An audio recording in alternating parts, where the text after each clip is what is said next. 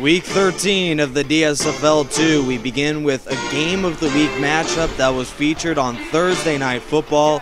The Eagles traveling to Seattle to take on the Seahawks will be an epic game coming into an extra inning. 7-13 start here as we enter the fourth quarter before Jim Zorn fires a touchdown pass to take the lead. This one, Brian Blades in the back of the end zone. He spent the first half of the year injured. Now he comes back with a big touchdown, but now the Eagles need to reply here after 2 Seahawks field goals. It'd be a 7-point game before Tommy McDonald in the end zone. Touchdown, Eagles, and it's tied at 20. We enter overtime, and in overtime, the Seahawks look to win it with a deep ball on 3rd and 20. Steve Largent to get inside the Eagles' 20. He's down at the 19-yard line, and the field goal unit from the very next play is no good. He's on the right hash and fires it too far to the left. Now it's right back over to the Eagles, and they wouldn't take very long to get into the win column. And now it's 7-5. The Eagles are atop of the NFC East no matter what happens in Week 13, but they obviously are looking for losses to distance themselves in the division. The New York Jets travel to Washington to take on the 6-5 Redskins, who could tie themselves with the Eagles. They're at the top of the NFC East with a win here today at home in Washington. After 2 Jets field goals, it's 6-0 here late in the third quarter before Darrell Green gets an interception that gives the Redskins tremendous field position here. They start the ball at the Jets' 39, but on 2nd and 12, Sammy Baugh is sacked on the play, making it a 3rd and long, and they would miss a field goal to make it still 6-0. Later in the fourth quarter, Curtis Martin with a huge play, getting inside the Redskins' 10-yard line. 1st and goal at the 9-yard line, and on 3rd and goal, Curtis Martin finishes off the drive with a 1-yard touchdown run, and it'd be 12-0, 2-1, no good. It's 12-0 here with under 2 minutes to play. Now John Riggins starts a drive with a key 4th and 1 conversion. Then on a 1st down and 10, Redskins back to the air, and they are in Jets territory. Key drive here to try to win the game, but on 3rd and 10, ball is incomplete, and on 4th down, this is the game. To the end zone, he couldn't even get the ball away. He's sacked on the play, and the Jets win in a defensive game 12-0, and the Redskins now are in deep trouble. They're 6-6. Now we go to another pivotal game in the NFC East, Dallas Cowboys against the Arizona Cardinals. And the Cowboys, with slim playoff chances, could not afford a loss today in Arizona. But starting that first half with 6 sacks, Staubach was taken on his can 6 separate times in the first half alone. It is so surprising. One of the most talented teams in football in the entire history of this franchise would literally fall apart in the first half here against a really bad Arizona team. But Larry Fitzgerald will be the one highlight. It'll be 13-0 late in the third quarter. Jason Witten starts off the Dallas comeback. It's 10-13. Cardinals only up by a field goal, but Edgerrin James puts a dagger in the heart of the Cowboys defense with a long run getting inside the Dallas 5. And now on a 1st down and goal, the Cardinals will set up shop trying to make it a 2-possession game, and they would do just that after a tip ball be caught in the end zone. And Jim Hart throws 2 touchdowns, this one a key one. And now on 3rd and 17, Staubach sacked for the 9th time in the game. That would be the final sack, and that would end it for the Cowboys. Cards upset at home, 2013. Packers and the Giants, and it's crazy how every team in the NFC East has a chance to win it after Week 13, but Charles Woodson would change that as the Giants have a slim chance, now down by 2 games, to try and chase to the Eagles in a final playoff push. They need a win here at home against the Packers, but Aaron Rodgers would counter on a huge play, 7-0 Packers. But on the very next play for the Giants, Eli would connect with Hakeem Nicks, 80 yards to the house. Touchdown, New York Giants. And now it's 7 apiece here in New York, as it would be a tie game for the Giants. But after 2 Packers field goals, Tiki Barber into the end zone, and they take the lead for the first time of the game. It's 14-13 right before halftime. But I say right before halftime because the Packers counter on their very next play. How did the Giants let a guy go right down the middle of the field? A 77-yard connection right before halftime, and the New York defense gets burned on that play. And that would be the story of the entire second half. Packers up 26-14 after several field goals. Jennings, another broken tackle and another long touchdown. This one a 61-yard connection, and Rodgers hits Jennings for another score. It's 33-14. And Eli throws his 4th interception of the game, and that one seals it on a 4th and 4. And the Giants defense loses it for the Packers, but the offense doesn't do much better. Lots to blame for the New York Giants. Now at 5-7 on the season, they lose 40-14, and the Packers are just a good football team, though. Eagles are looking to run away with the East. For the Buccaneers, now at 7-4, the key here in Tampa Bay at home is to keep on winning. They faced the 2-9 Carolina Panthers, and early on, John Beeson with a huge interception, giving the Panthers an early field goal. But Doug Williams on a scramble would be injured on the play. He'd miss several the next few weeks, and into the game is Trent Dilfer. He's plugged in on 3rd and 16, but converts. This is Mark Carrier with a touchdown on his first catch of the game. That is a long strike to make it 7-6 Buccaneers. And then on Carrier's next reception, another long play and another touchdown, and the Buccaneers add to their lead. Dilfer to Carrier saves the Bucs in this game. They go on to win 21-13. They're now 8-4 on the season. Saints and the Lions, and after the Bucs win, New Orleans needs to do the same here at home. After a 3-0 start for the Lions, the offense converts. Boy, this offense is just a touchdown machine.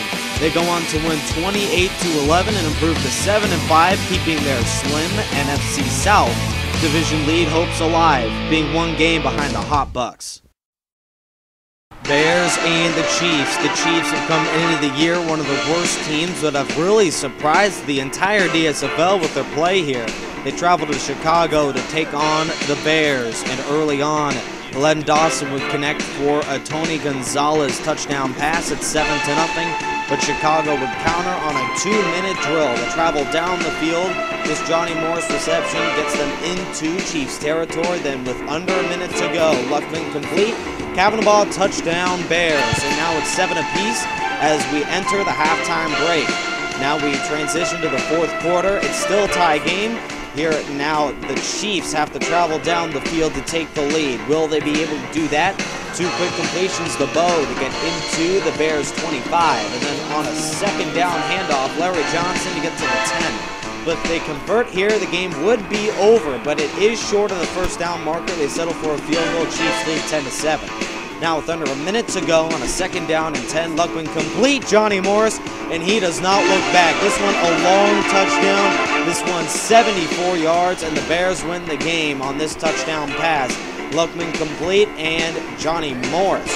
Again, the Chicago Bears are now 9-3 on the year, and the Packers now are in trouble as the Bears are tied with them in the division. Vikings and the Broncos in Minnesota cannot afford a loss here at home to a lackluster Denver team, but they would prove the Broncos would just how good of a team they are after a lackluster middle part of the year. They would have a big win here over the Vikings after a 7-0 start. Peterson first of his 3 fumbles on the day. Ricky Jackson with the fumble recovery. And now the Packers and Bears are tied to 9-3 in their division. Broncos still lackluster in the West.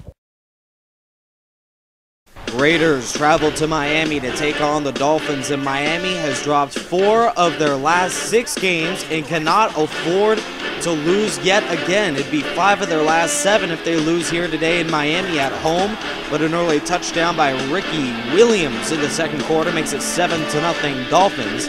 But right before halftime, Kenny Stabler and the Raiders would respond. And for the Miami defense, with 22 seconds to go, how could you let an early and easy touchdown there right before halftime to tie it at 7? At least let them settle for a field goal to make it 7-3. And now after a touchdown, it's 14-7. The Raiders have really come back on the Dolphins, and this is just another example of the Dolphins showing tremendous success early on, but cannot finish games late. Cliff Branch with another touchdown, 21-7. But then again, right when the Dolphins look to be out of it, with Kenny Stabler another touchdown, this would be when the Dolphins would respond with under 2 minutes to go. Is it too little, too late? We'll have to wait and see. A big connection with Marshall to get inside the 8 here. And now Marshall on the touchdown reception to make it 24-14. So now the Dolphins are not out of it just yet. They do need an onside kick, however, but the ball would travel out of bounds. And with one timeout, the Dolphins cannot stop the Raiders, and that'll do it. They lose by a touchdown. Titans travel to Buffalo to take on the Bills, and Buffalo could move the game out in front in the AFC South after 13 weeks, but the Titans would prove hard to beat after a 3-0 score. Brazow with the recovery, and the Titans on a 3rd and goal from the 6 would convert that into points. Frank Wycheck to make it 7-3 here midway through the 2nd quarter. Now we transition over to all of the Bills' miscues. They would miss a field goal here. That would make it a 1-point game, but it's a no-good try. And now Kelly would be sacked here right before halftime. And now on a 4th and 6, they go for it, and Kelly is no good on the conversion. 3 miscues that would prove very costly for the Bills midway through the 4th quarter. Now we go. And on a 3rd down and 8 to seal the game, the Titans would be unable to do so. The offense fails again. But now on a 4th down and 4, the Bills need a drive, and it would start with Lofton. A nice conversion. Now on 2nd down and 4, Kelly to the air, Andre Reed to get into Titans territory. Now 2nd down and 9, Kelly looking, throwing to the right sideline, and it is out of bounds, complete. 2nd and 3 with 30 seconds to go, touchdown Bills! And now the Bills are out in front by a field goal, and the Titans have to respond here after a big play by Buffalo. Now McNair is looking. Can the offense provide one final spark? No, they cannot. 0's on the clock, and the Titans lose. And the Bills move on to 8-4 on the year. 10-7 your final. Rams travel to San Francisco to take on the 49ers, and the Rams really could do help in the NFC West and in the overall playoff picture with a win here today. But in the 3rd quarter, after a 3-0 start, you cannot fumble the football in your own side of the field, especially on the Niners. They will take advantage. A touchdown by the San Francisco 49ers, their only touchdown of the day. That would make it 7-3. And another fumble. Dickerson, you've got to hang on to the rock. And that one would lead to a field goal. And now the Rams would be incomplete on 3rd down, settle for a field goal, and never see the ball again. Niners improve to an impressive 11-1 mark. They win 10-6 over the Rams.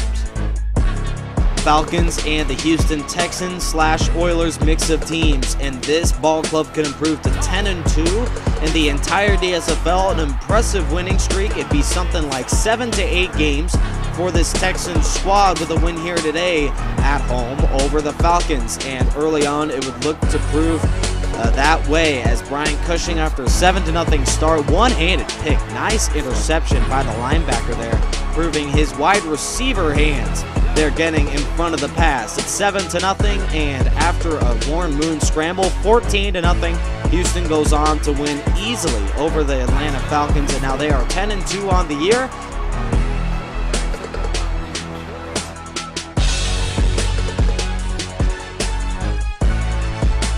Final matchup of the afternoon, the Colts travel to New England to take on the Patriots, and early on, the Colts would convert their opening drive into points. Reggie Wayne on the receiving end of a nice 15-yard touchdown connection. It's 7-0 Colts, and the story for the DSFL for the Patriots has been Tom Brady and his, count it, 19 interceptions on the year. Just a terrible mark for Tom Brady. And for the Colts, we go to their story of the year. It has been Marvin Harrison and his, count it, 10 touchdown receptions. It's now 14-0. Colts win easy over the Patriots, who are now really bad in the AFC East.